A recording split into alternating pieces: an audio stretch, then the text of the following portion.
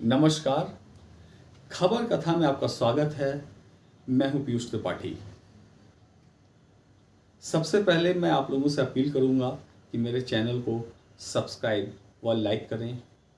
और हम आज बात करते हैं एक महत्वपूर्ण घटनाक्रम की।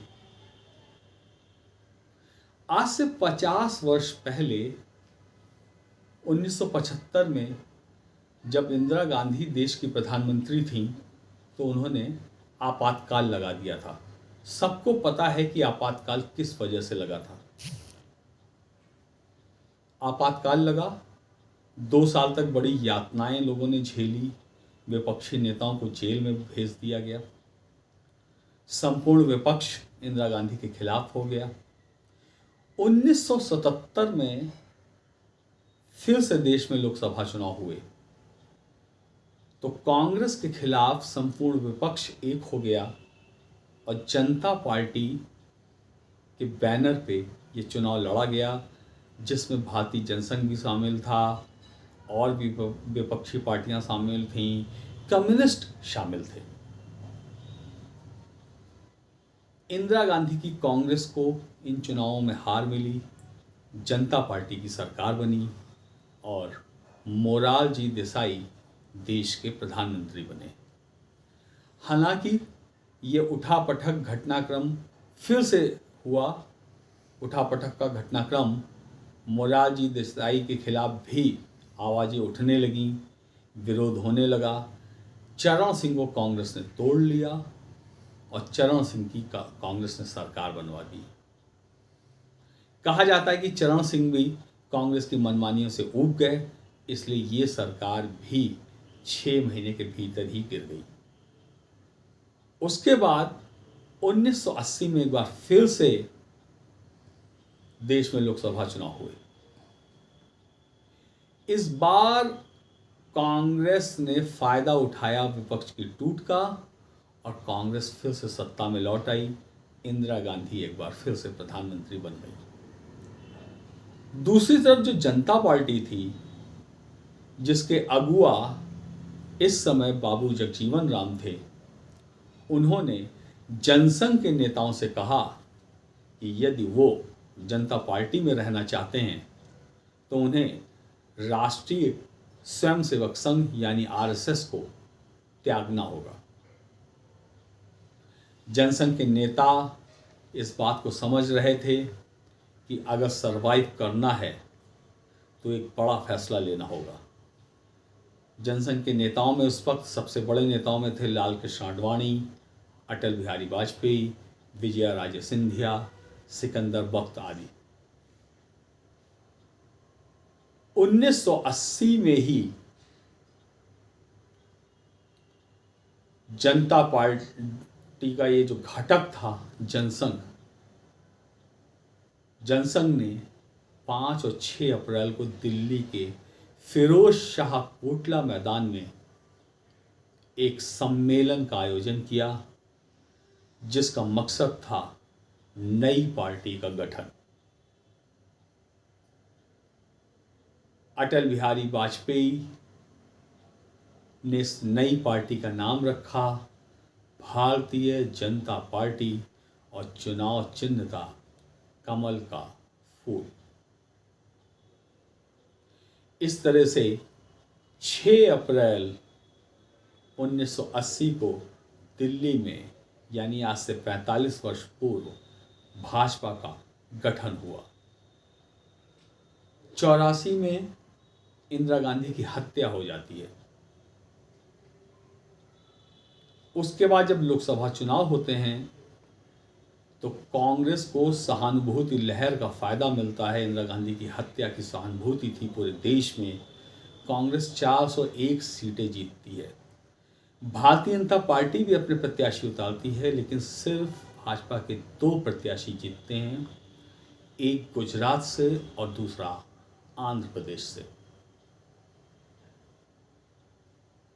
फिर कुछ ऐसा एक घटनाक्रम आता है कि राजीव गांधी की सरकार थी कांग्रेस की, विश्वनाथ प्रताप सिंह उनके रक्षा मंत्री थे। बोफोर्स का मुद्दा सामने आता है कि स्विट्जरलैंड से जो तोपें आ रही हैं आर्मी के लिए, वो जो है उसमें तो कमीशन खाया गया, तो वीपी सिंह उसका विरोध करते हैं, राजीव गांधी से अलग हो जाते हैं, जनता दल बनाते हैं। 1989 में कांग्रेस फिर से हारती है और जनता दल की सरकार बन जाती है, जिसमें भाजपा का भी सहयोग होता है।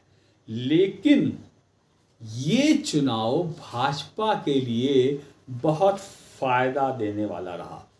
1989 में बीजेपी ने 85 सीटें जीती। फिर 89 के बाद फिर से एक बार पार्टी के अंदर, जनता दल के अंदर टूट फूट शुरू होती है, विरोध शुरू होता है, राम लहर शुरू हो जाती है, देश में राम मंदिर की मांग जोर पकड़ने लगती है।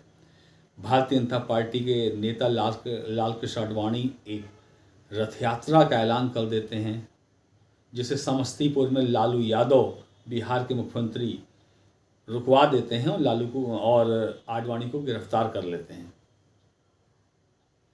तेजी से घटनाक्रम बदलता है, लेकिन इस राम लहर जो है पूरे देश में, उसका फायदा भारतीय जनता पार्टी को मिलता है और 1991 में भारतीय जनता पार्टी लोकसभा की 120 सीटें जीतती है।